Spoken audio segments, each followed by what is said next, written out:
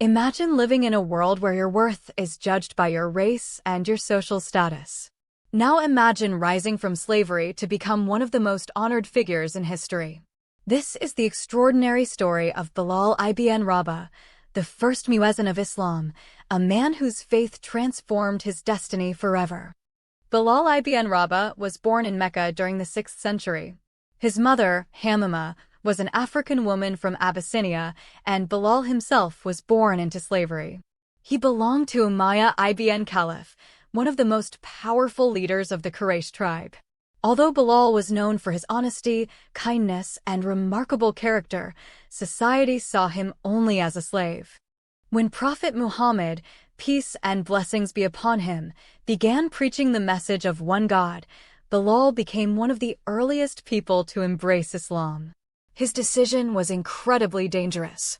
In a society that fiercely opposed the new faith, accepting Islam meant risking everything, including his own life. Bilal's owner was enraged by his conversion.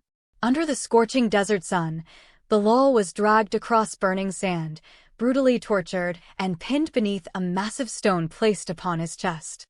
His captors demanded that he abandon Islam and return to the worship of idols. But Bilal refused. Instead, he repeated only one word.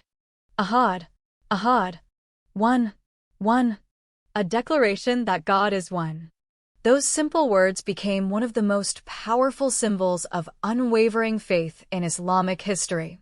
When Abu Bakr, one of the Prophet's closest companions, witnessed Bilal's suffering, he purchased his freedom and released him solely for the sake of Allah. Bilal was no longer a slave. He became a respected member of the growing Muslim community and stood beside Prophet Muhammad, peace and blessings be upon him, through many of Islam's defining moments. After the Muslim community settled in Medina, the Prophet chose Bilal to deliver the Adhan, the Islamic call to prayer. His powerful and beautiful voice became the first to publicly proclaim, Allahu Akbar. 5 times each day, his call brought believers together and became a timeless symbol of faith, equality, and hope.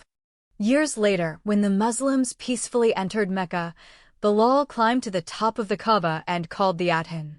For a man who had once been tortured in those very streets, it was a moment of extraordinary justice, dignity, and triumph. After the passing of Prophet Muhammad, peace and blessings be upon him, Bilal found it too painful to continue calling the Adhan every day.